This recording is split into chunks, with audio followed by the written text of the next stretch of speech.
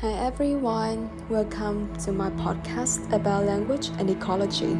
Today we're exploring how powerful language can shape our understanding of climate change by analyzing the key line in the movie The Day After Tomorrow.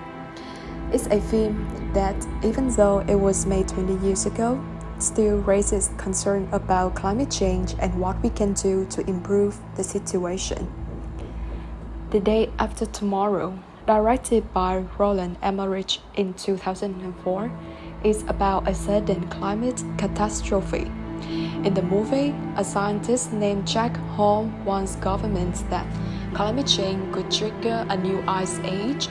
His warnings are ignored by political leaders at the conference until it's too late. At the conference, Jack Hall has made a statement. With all due respect, Mr. Vice President, the cost of doing nothing could be even higher. Our climate is fragile. At this rate, we are burning fossil fuels and polluting the environment. The ice caps will soon disappear. When we break it down through the ecolinguistic lens, we'll see that this speech is packed with different layers of meaning. Well, first of all, Jack calls the climate fragile, a word we usually associate with delicate objects like glass or porcelain. This metaphor paints the environment not as invincible, but as something easily broken by human carelessness. He also described the situation like a cost calculation. Doing nothing costs more than taking actions. This frames climate change as an economic decision, something measurable, serious, and dangerous if we choose to ignore. Together, these metaphors reshape our thinking. The planet is not endlessly resilient, and inaction comes with a very, very high price. Now, let's move on to framing. Jack doesn't blame vague natural forces for crisis.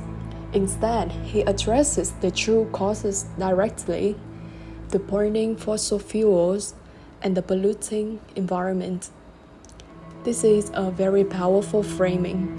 It identifies human behaviors towards the environment, especially like the industry and manufacture is the root of the problem.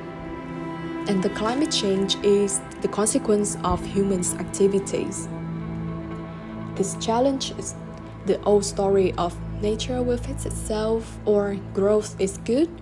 Instead, the audience is forced to see our immediate accountability in our doings.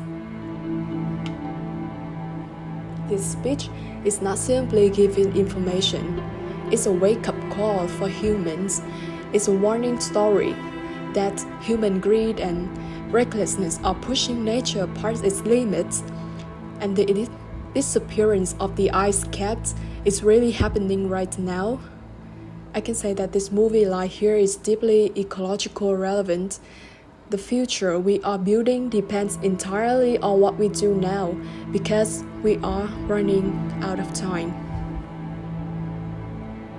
And finally, let's think about the function of Jack's speech at the conference. It's not simply descriptive. Jack's language isn't meant to inform.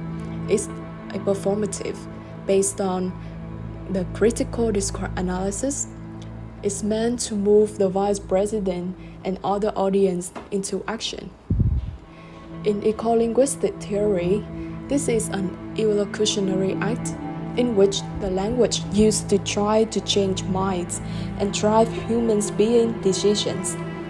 The scientist Jack Hall's intention is to warn the world, to urge the government representative to respond.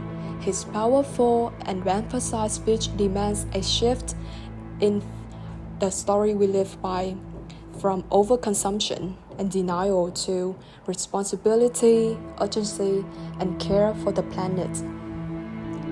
And we should remember that the way we talk about war shapes the way we treat it. Let's choose the story that protects the planet, not destroy it. If we change the way we talk about nature, we can start to change the way we treat it. Thank you so much for listening. Stay tuned for more episodes where we continue to explore how language can benefit the ecology.